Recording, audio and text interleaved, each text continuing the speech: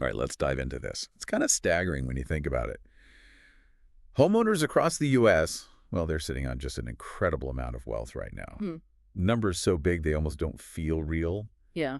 But it's more than just numbers on paper, isn't it? Yeah. It's capital people are actually using. Exactly. So for this deep dive, the big question is, what does this, unprecedented home equity surge really mean?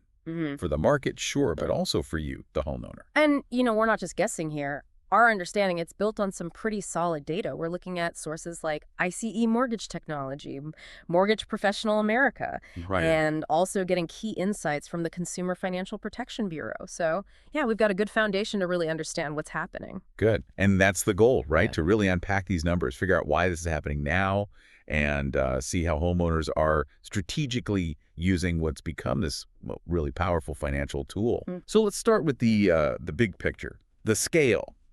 Q2 2025 U.S. home equity hit. What was it? $17.6 trillion. Trillion, yeah. With a T. It's huge. It really is. But here's the kicker, maybe not all of that is easy to get your hands on right. That's a crucial point, yeah. While the total is massive, we need to talk about tappable equity. So of that $17.6 trillion, it's about $11.5 trillion that's considered tappable. Okay, define tappable for us quickly. Sure. It basically means the amount homeowners can borrow against while still keeping at least 20% equity in their home. That safety cushion lenders like to see. Got it. $11.5 trillion. And what's really interesting is the average. If you break it down per mortgage holder, you're looking at an average of about $212,000 in tappable equity. Wow. $212,000 per person on average. Yeah, it's substantial. And like we said, this isn't just sitting there. People are actively using it. Q1 2025, nearly $25 billion pulled out through ALO-FACE home equity lines of credit.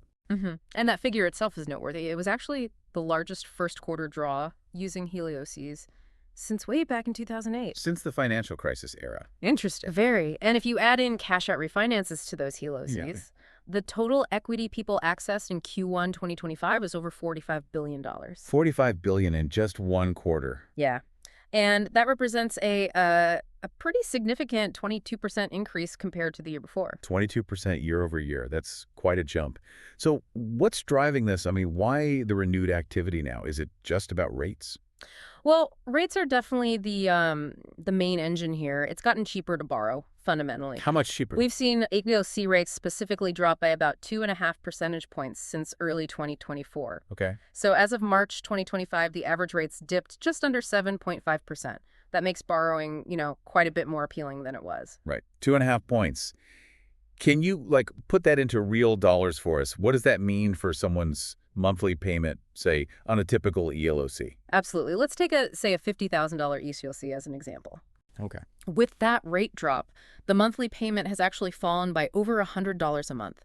It went from roughly $412 down to about $311. Over $100 less each month. That's noticeable. It's tangible money, yeah. And looking forward, there's an expectation, or at least a hope, that the Federal Reserve might cut rates again later in 2025. Which could make it even cheaper. Potentially, yes, even more affordable. So you've got these lower rates now, maybe even lower ones coming. Which brings us back to the question, how are homeowners actually using this opportunity? What are they doing with this equity on the ground? Well, one thing that seems pretty popular is renovation, right? Instead of trying to buy and sell in this tricky market, people are using their equity to improve the home they already have.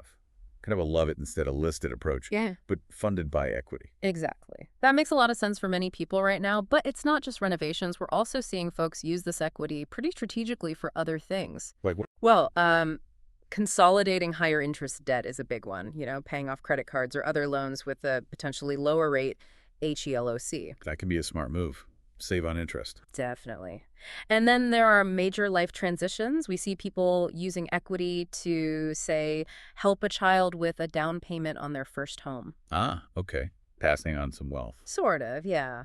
Or even investing, maybe buying a second property, like a rental, using the equity from one home to build wealth with another. That's interesting. And what about moving? Are people using equity for that too? Yes, and there's a specific trend there. Some homeowners are selling, but they're using their built-up equity perhaps to buy their next place outright or with a much larger down payment. So they could avoid taking out a new mortgage at today's higher rates. Precisely, or at least minimize the new mortgage significantly. It's a way to leverage that accumulated wealth to sidestep some of the current borrowing challenges. It's quite clever, actually. Yeah, that is smart.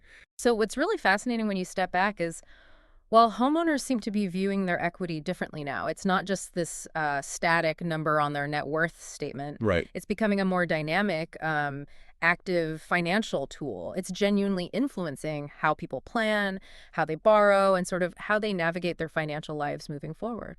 So the big takeaway here isn't just the sheer size of the equity pool, that's $17.6 trillion. Mm-hmm. It's more about how homeowners are actively, maybe even creatively, leveraging it. They're seeing their home not just as a place to live, but as this adaptable financial engine. It feels like a real shift in mindset. I think that's exactly right. It underscores how important it is, really, for anyone with a home to understand the financial tools they might have at their disposal. Just taking the time to understand your own equity situation. Yeah. It could really open up possibilities for your financial planning, maybe help with those big life changes, or just provide some options you didn't realize you had. Even if you're just starting to think about it, it's worth exploring what that equity could mean for you.